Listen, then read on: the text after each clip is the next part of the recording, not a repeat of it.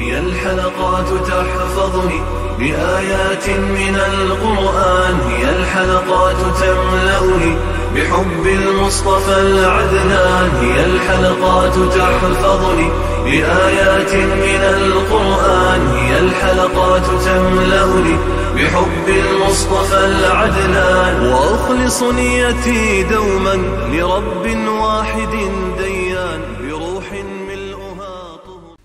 Sure Fussilat tefsiri 25. ayetten başlayıp okuyayım inşallah. Bismillah, elhamdülillah, ve salatu ve selamu ala Resulillah. Esselamu aleyküm ve rahmetullahi ve berekatuhu. Dövende diktanlağa İbn Kathir rahimahullah'ın Kur'an-ı Kerim tefsiri Uygurca tercümesi Fussilat suresi 25. ayetten başlayıp okuyayım inşallah. Euzu billahi mineşşeytanirracim. Ulağa biz şeytanlardan dostlarını musallat kıldık. Ula yani şeytanlar ulağa oldu keynideki neslerini yani ulağının hazırki ve kelgüsüdeki kabih emellerini çıraylık gösterdi. Ulağa ulardan ilgiri ötken insanlardan ve cinlardan boğan günahkar, şaki ümmetler qatarida azap sözü tegişlik oldu. Çünkü ula ziyan tartışılar idi. Kafirlar bu Kur'an'a kulak sanmanglar, onu eliştirip etinglar, sizler g'alaba qilishinglar mumkin deydi. Biz kafirlarga cho'qim qattiq azobni tetitimiz. Biz ularning yomon qilmishlariga eng qattiq jazo beramiz. Allohning dushmanlariga beriladigan jazo ana shu do'zaxdir. Ularning mangulik turadigan joyi do'zaxdir. Bizning oyatlarimizni inkor qilganliklari uchun ularga shundoq jazo berildi. Kafirlar Rabbimiz insonlardan va jinlardan bizni azdirganlarni bizga ko'rsatgin. Ularning eng xorlardan bo'lishi uchun ularni oyoqlarimizning ostida chaylaymiz dedi. Mushriklarning do'stlarining yomon ishlarni ularga chiroyli qilib ko'rsatadiganlik to'g'risida. Alloh taolo bu oyatda mushriklarni o'zi gumroh qilganligini tilga oladi. Ana shu Alloh taolaning irodasidir. Alloh taolaning o'rinlashtirishi va qudratidir. Alloh taolo ishlarini hikmat bilan qilguchidir. U mushriklarga insonlar va jinlarning shaytonlaridan do'stlarni musallat qildi. Ular yani şeytanlar oldi keynideki neslerini yani ularning hozirgi ve kelgusi qabih amallarni chiroyli ko'rsatdi. Kelgusiga nisbatan ular o'zlarini faqat yaxshi ish qilguvchilar deb hisobladi. Bu vaqtda Alloh taolo mundaq degan: Kimiki mehribon Allohni yod etishdan, ya'ni Qur'ondan yuz o'riydigan, biz uning shaytonni musallat qilamiz. Shayton uni vasvas qiladi. Shayton uningga hamisha hamroh bo'ladi.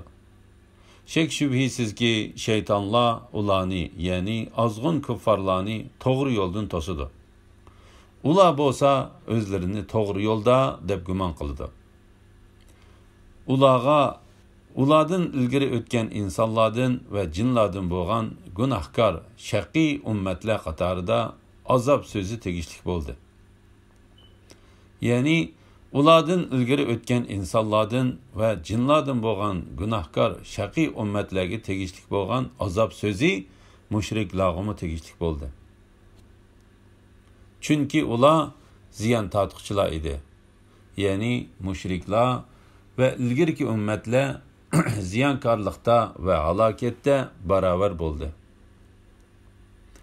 Kuffarlarning Qur'onni tingishmaslikqa bir-birini tavsiya qilishi va uning jazosi to'g'risida. Kafirlar bu Qur'onga quloq solmanglar deydi. Ya'ni ular Qur'onga itoat qilmaslikqa, Qur'onning buyruqlariga bo'ysunmaslikqa o'zaro tavsiya qilishdi. Uni elishtirib etinglar, ya'ni agar Qur'on o'qilsa, uninga quloq solmanglar. Mujahid bu oyatning ma'nosini payg'ambar alayhisalom Qur'on o'qigan chaqda isqirtish va uninga gap qilish qatorliq Qur'onni elishtirib etinglar deganlik bo'ladi dedi. Qurayshlar shunda qiladi. Sizlar g'alaba qilishinglar mumkin. Mana bu ana shu nodon kofirlarning va ularning yo'lini tutganlarning Qur'on ting'igan chaqdagi holatlaridir. Shuning uchun Alloh taolo mu'minlarni uning dal aksini qilishga buyurib, mundaq dedi. Allohning rahmatiga erishishinglar uchun Qur'on o'qilgan chaqda uni diqqat bilan anglanglar va jim turinglar, ya'ni so'z qilmanglar. Ondan keyin Alloh taolo Qur'onni g'alabaga erishtirdiganligi va uningga tajovuz qilgan kofirlardan intiqom oladiganligini bildirib, mundaq dedi. Biz kafirlarga cho'qim qattiq azobni tetitimiz. Ya'ni ular Qur'onni anglagan vaqtda qo'llangan choralarining jazosi uchun biz ularga shundaq jazo beramiz. Biz ularning yomon qilmishlariga eng qattiq jazo beramiz. Ya'ni ularning yomon amallari va nachar qilmishlari uchun shundaq qattiq jazo beramiz. Allohning dushmanlariga beradigan jazo ana shu davzaxdir. Ularning mangulik turadigan joyi davzaxdir. Bizning oyatlarimizni inkor qilganliklari uchun ularga shundaq jazo berildi. Kafirlar Rabbimiz insonlardan va jinlardan bizni azdirganlarni bizga ko'rsatgan. Ularning eng xorlardan bo'lishi uchun ularni oyoqlarimizning ostida chaylaymiz dedi. Sufyan Ali radhiyallohu anhuning Alloh taolaning bizni azdirganlarni degan oyat haqida mundaq deganligini rivoyat qiladi. Ular iblis va Odam alayhissalomning o'z qarindishini o'ltirgan bolasi Qobildir dedi. Suddi Ali radhiyallohu anhuning mundaq deganligini rivoyat qiladi. Har qanday mushrik iblisni chaqirdi. Har qanday cho'ng gunoh ishligichi odam, har qanday cho'ng gunoh ishligichi Odam alayhissalomning bolasi Qobilni chaqirdi. Iblis shirkka doir har qanday yomon ishga da'vat qilg'uchidir. Shirkdan tuvan har qanday yomon ishga Odamning birinchi bolasi Qobil da'vat qilg'uchidir. Bu vaqtda Imom Buxoriy payg'ambar alayhissalomning mundaq deganligini rivoyat qiladi. Biror odam o'ltirilsa, uning qon qarzi odamning birinchi bolasiga yuklandi. Chunki u odam o'ltirishni tunji qatim paydo qilgan kishidir. La ilaha illalloh Muhammad rasululloh. Ularning eng xorlardan bo'lish uchun ularni oyoqlarimizning ostida chaylaymiz. Ya'ni ularga bizdan qattiqroq azob va ularning do'zaxning eng ostingi qavatida bo'lish uchun ularni oyoqlarimizning ostida chaylaymiz. Sura A'rafda agachkuchilar Allohdan o'zlarini agashtirguchilarga o'zlariga berilgan azobdan nechasi ortiq azob berishni so'raganligi bayon qilindi. Buningga javoban Alloh hammaga ikki hassa azob berildi. Lekin sizlar azobning dahshatini bilmaysizlar deydi.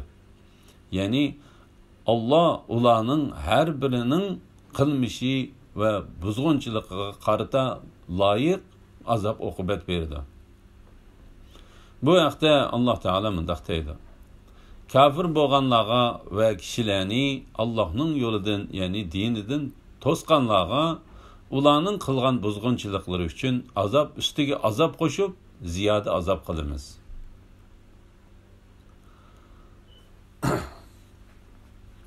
Shubhisizki Rabbimiz Allohdir deganlar ondan to'g'ri yo'lda bo'lganlarga farishtalar tushib, qo'rqmanglar, g'am qilmanglar. Sizlarga va'da qilingan jannat uchun xushal bo'linglar. Biz dunyoda, oxiratda sizlarning do'stlaringlarmiz. Jannatda sizlar uchun ko'nglinglar taqan narsalarning hammasi va tilgan narsalarning hammasi bor. Ular nahayati mag'firat qilg'uchi, nahayati mehribon Alloh tarafidan berilgan ziyofatdir deydi. Allah Taala'nı bar ve bir deb bilib, to'g'ri yo'lda manganlarga berilgan xo'sh xabarlar to'g'risida. Shubhisizki Rabbimiz Allohdir deganlar ondan to'g'ri yo'lda bo'lganlarga, ya'ni Alloh Taolaga ixlos bilan amal qilganlar va Allah ularga yo'l qo'ygan ishlarda Alloh Taolaga itoat qilganlarga. İbn Jarir Said ibn İmran'ның mundaq deganligini rivoyat qiladi. Men Abu Bakr Siddiq radhiyallohu anhuning yanida shubhisizki Rabbimiz Allohdir deganlar ondan to'g'ri yo'lda bo'lganlarga degan bu oyatni o'qidim. Abu Bakr Siddiq bu oyatdan Allohga hech narsani shirk qilmaganlar ko'z tutildi dedi. Aswad ibn Hilal rivoyat qilib mundaq deydi. Abu Bakr Siddiq radhiyallohu anhu yenidikilar shubhisizki Rabbimiz Allohdir deganlar ondan to'g'ri yo'lda bo'lganlarga degan bu oyat to'g'risida qanday qaraysizlar dedi. Ular shubhisizki Rabbimiz Allohdir deganlar ondan to'g'ri yo'lda bo'lganlarga deganlik gunohdan saqlanganlarga deganlik bo'ladi dedi. La ilahe illalloh Muhammad Rasul. Abu Bakr sizlar bu oyatga haqiqatan to'g'ri ma'no bermadinglar dedi. Ular shubhisizki Rabbimiz Allohdir deganlar ondan to'g'ri yo'lda bo'lganlarga deganlik Alloh Taolodan boshqa ilohga qarabmi qo'ymaganlar deganlik bo'ladi dedi. Mujohid, Ikrima, Suddi va bir qancha kishilar mushuning o'xshash dedi. La havla va la quvvata illa billah. İmam Ahmad Sufyan ibn Abdullah Saqabining mundaq deganligini rivoyat qiladi.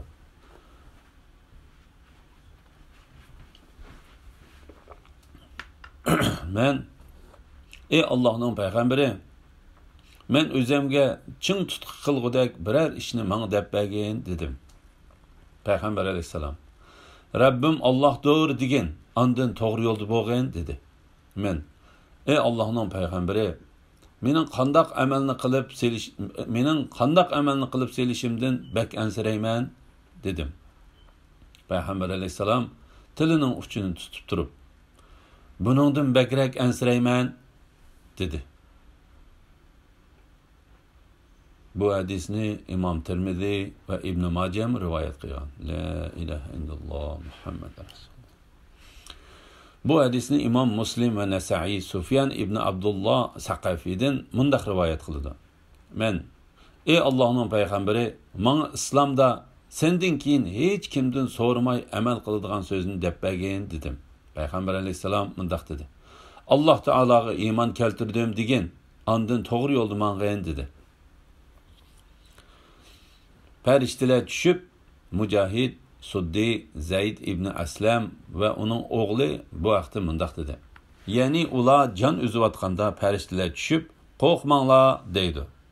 Mujohid, Ikrima ve Zayd ibn Aslam bu oyatning ma'nosi haqida, ya'ni kelayotgan oxiratning ishidan sizlar qo'rqmanglar, kelayotgan oxiratning ishidan sizlar qo'rqmanglar deganlik bo'ladi dedi. Subhanalloh. G'am qilmanglar, ya'ni sizlar oqinglarda qoldirgan bola chaqalaringlar, ayollaringlar, pul mol yoki qarz qatorliq dunyoning ishidan qayg'urmanglar. Biz haqiqatan sizlarga uning o'rnini to'ldirib beramiz. La ilaha illalloh Muhammad Rasululloh. Sizlarga va'da qilingan jannat uchun xushal bo'linglar. Farishtalar ularga yomonliklarning oxirlashib, yaxshilikning kelganligidan bishorat berdi. Bu Baro radhiyallohu anhuning rivoyat qilgan hadisda mundaq deb kelgan. Farishtalar haqiqatan mu'minning jinini olganda, ey pokjon,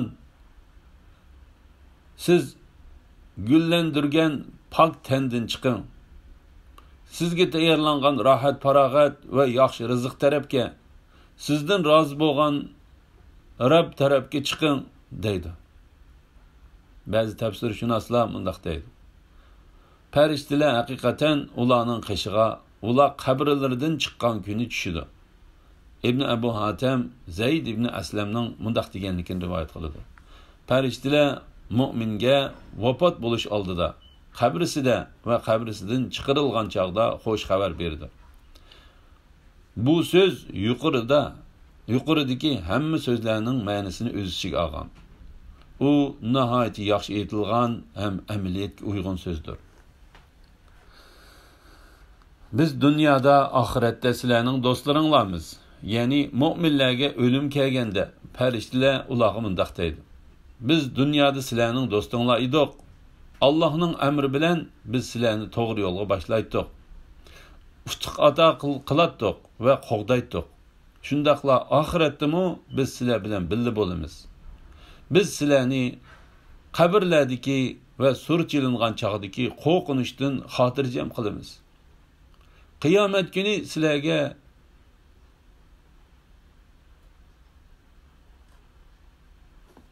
osonchilik bag'ishlaymiz. Sizlar bilan pil sirat ko'rikidan birga o'tib, sizlarni noz-ne'matlik jannatga yetkazamiz.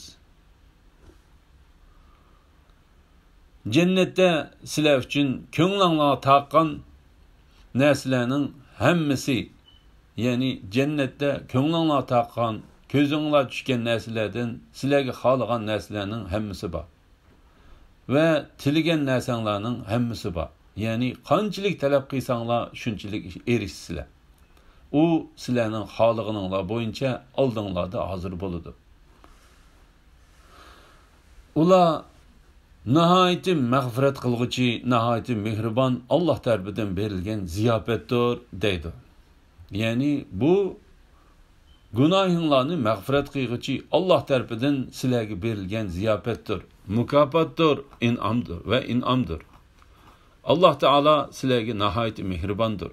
Chunki u gunohlaringlarni mag'firat qildi va sizlarga mehr shafqat qildi.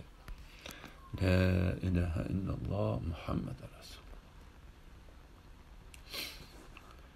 Yaxshi ish bilan yomon ish barobar bo'lmaydi. Yaxshi xislat orqali yomon xislatga taqobil tug'in. Shunda qilsang, sen bilan o'zining orasida adovat va odam go'yo sirdosh do'stingdek bo'lib qoladi. Bu xislatga faqat savrchan odamlarla erishalaydi. Bu xislatga faqat buyuk nasiba egasilar erishalaydi. Agar shayton seni vasvas qilib, yuqori xislatlarni o'zlashtirmaslikka kuch ko'rsa, Allohga sig'inib, shaytonning sharridan panoh tiligin. Allah haqiqatan bandalarning so'zlarini anglab turg'uchidir, ishlarini bilib turg'uchidir. Alloh taolo tarafga da'vat qilishning fazilati to'g'risida. Allohga, ya'ni Allohning tavhidiga va toatiga da'vat qilgan, yaxshi amallarni qilgan va men haqiqatan musulmonlardanman degan kishidinmi yaxshi so'zlik odam bormi? Ya'ni u Allohning bandalarini Alloh tarafga chaqirgan, o'zi degan ashu haq narsa ustida hidoyat topgan, o'ziga va boshqalarga manfaat yetkazgan, hidoyatni o'ziga o'zlashtirib, ondan uni boshqalarga yetkazgan odamdir. U yaxshi ishlarga buyurib, o'zi qilmaydigan, yomon ishdan to'sib, o'zi qiladigan odamlardan emasdir. Balki u yaxshi ishga mahkam yepishib, yomon ishni tark etkichidir. İnsanlarni yaratquchi Alloh taolo tarafga chaqirdi. İnsanlarni yaratquchi Alloh taolo tarafga chaqirdi. Bu sifat yaxshilikqa da'vat qiladigan har qanday odamning umumiy sifatidir. U oldi bilan o'zi hidoyat topquchidir. Muhammad ibn Sirin, Suddi va Abdurrahman ibn Zayd qatorliqlar degandek, Payg'ambar alayhissalom insonlar ichidagi eng yaxshi so'zlik odamdir. La ilaha illalloh Muhammad rasululloh. Ba'zi tafsirshunoslarning aytishicha, yaxshi so'zlik odamlar yaxshi muazzinlardir degan qarashim bor. Bu vaqtda Imom Muslim Payg'ambar alayhissalomning mundaq deganligini rivoyat qiladi. Qiyomat kuni bo'yni eng uzun odamlar muazzinlardir. İmam Abu Davud ve Tirmizi Peygamber aleyhisselamның mundaq deganligini rivoyat qiladi. İmam namazga mas'uldur. Muazzin uningdan xotirjamdir. Alloh taolo imomlarni to'g'ri yo'lga boshlasın. Muazzinlarni mag'firat qilsin. To'g'risi bu oyatning hukmi umumiy bo'lib, muazzinlarni va boshqalarni o'z ichiga oladi. Ammo bu oyatning nozil bo'lish vaqtiga kelsak, azon u chaqda mutlaq yo'l qo'yilmagan edi. Chunki u oyat Mekkada nozil bo'lgan. Azon bo'lsa faqat Madinada hijratdan keyin Abdullah ibn Abdurrabih Ansari radiyallohu anhu azonni tushida ko'rib, ondan payg'ambar alayhisalom so'zlab bergandan keyin payg'ambar alayhisalom ovozi eng yuqori bo'lgan Bilalni azon tovlashga buyurgandan keyin yo'l qo'yilgan. Bu rad qilinmaydigan haqiqat. Bu bo'yicha bo'lganda to'g'risi u oyat yaxshi so'zli kishilarning hammasini o'z ichiga oladi. La ilaha illalloh Muhammad rasululloh. Bu vaqtda Abdurrazzaq Ma'mardan Hasan Basrining Allohga, ya'ni Allohning tavhidiga va toatiga da'vat qilgan, yaxshi amallarni qilgan va men haqiqatan musulmonlardanman degan kishidinmi yaxshi so'zlik odam bormi degan bu oyatni tilovat qilib, ondan mundaq deganligini rivoyat qiladi. Bu odam Alloh taoloning do'stidir. Bu odam Alloh taoloning yaqinidir. Bu Alloh taolo tanlagan eng yaxshi odamdir. Bu zimin ahli ichida Alloh taologa eng so'yimli odamdir.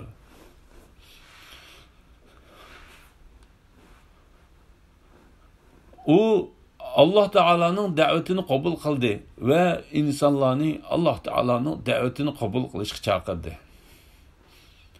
U Alloh taoloning da'vatini qabul qilib, yaxshi amallarni qildi va men haqiqatan musulmonlardan dedi. Mana mushundaq odam Alloh taoloning zimindagi xalifasidir. La ilaha illalloh Muhammad rasululloh. Da'vat qilish va boshqa amallardagi hikmatlar to'g'risida.